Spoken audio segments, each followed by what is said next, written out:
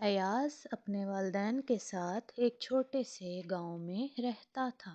اس کی عمر اس وقت 10 سال تھی۔ کچھ عرصہ پہلے ایک خوفناک جن نے اس کے والد کو قتل کر کے ان کے گھر سے ساری دولت لوٹ لی۔ اب ایاز اور اس کی والدہ اکیلے رہ گئے۔ ایاز کی والدہ لوگوں کے گھروں میں کام کرتی اور وہاں سے جو کچھ مل جاتا دونوں ماں بیٹا اس میں اپنا گزارا کر لیتے۔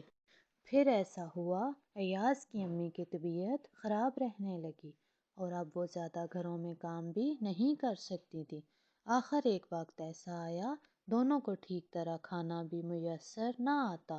ایک دن ایاز کی امی نے اس سے کہا، بیٹا تم اپنی گائے شہر لے جا کر بیچ آؤ تاکہ اس کی فروخت سے حاصل ہونے والی رقم سے ہم کچھ دن اپنا گزارا کر سکیں۔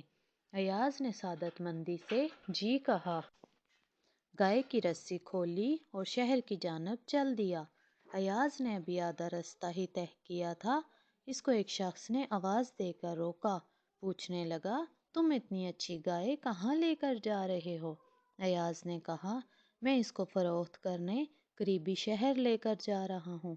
اجنبی شخص نے کہا، اگر تم یہ گائے مجھے دے دو تو میں تمہیں اس کے بدلے یہ جادو کے بیج دوں گا۔ ایاز نے پسو پیش کی تو اجنبی بولا، میں یقین دلاتا ہوں کہ تم گائے کے بدلے جادو کے بیج لے کر بہت فائدے میں رہو گے۔ ایاز نے اس شخص کو گائے کی رسی پکڑاتے ہوئے جادو کے بیج اپنی مٹھی میں دبا لیے، گھر کی طرف بھاگ کھڑا ہوا۔ گھر کے دروازے پر پہنچ کر اس نے اپنی امی کو زور زور سے آوازیں دینی شروع کر دیں۔ اس کی امی نے کمرے سے باہر آتے ہوئے پوچھا، تم اتنی جلدی گائے فروخت کر آئے؟ تو ایاز نے بتایا، اس نے جادو کے بیجوں کے بدلے گائے فروخت کر دی۔ یہ سن کر امی بہت خفا ہوئیں، انہوں نے غصے میں جادو کے بیج پھینک دیے۔ ایاز روتا ہوا اپنے کمرے میں چلا گیا۔ کچھ دیر یوں ہی روتے ہوئے سو گیا۔ ایاز جب سو کر اٹھا تو اسے بہت بھوک لگی ہوئی تھی۔ اچانک اس کی نظر کھڑکی سے باہر گئی تو یہ دیکھ کر حیران ہو گیا، کمرے کی دیوار کے ساتھ ایک انتہائی خوبصورت بیل اگی ہوئی تھی۔ بیل اتنی اونچی تھی اس کا اوپر والا حصہ آسمان کے اندر جاتا محسوس ہو رہا تھا۔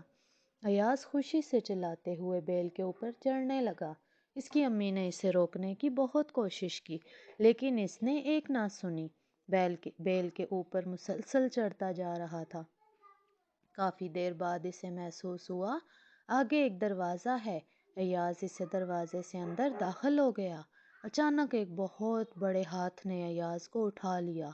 گرجدار آواز آئی، لڑکے تم کون ہو؟ یہاں کیا کرنے آئے ہو؟ آواز سن کر ایاز ڈر گیا۔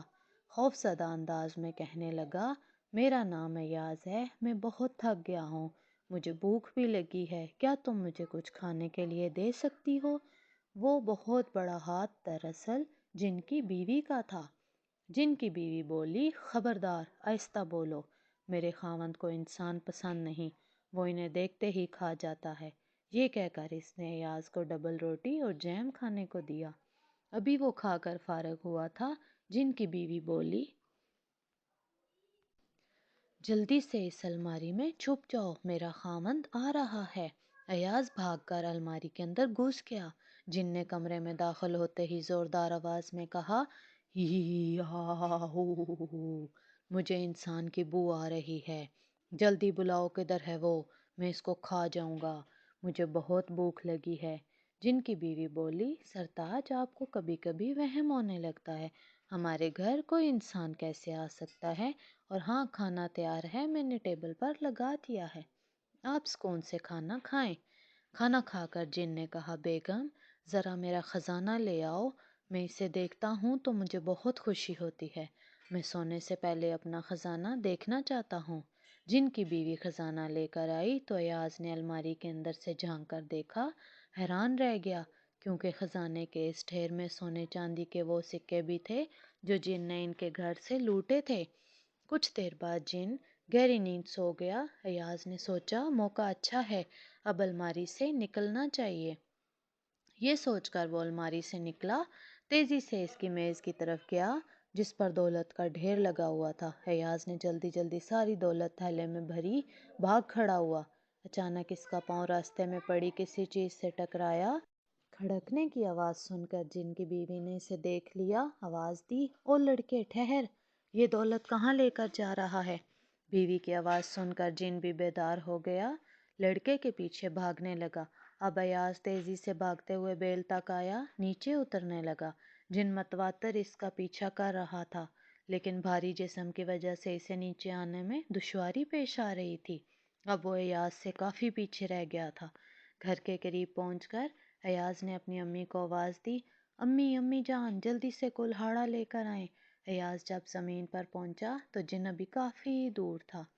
اس نے جلدی سے کلہاڑا لے کر بیل کاٹا اور جن زوردار آواز کے ساتھ منہ کے بل زمین پر گر گیا اور مر گیا۔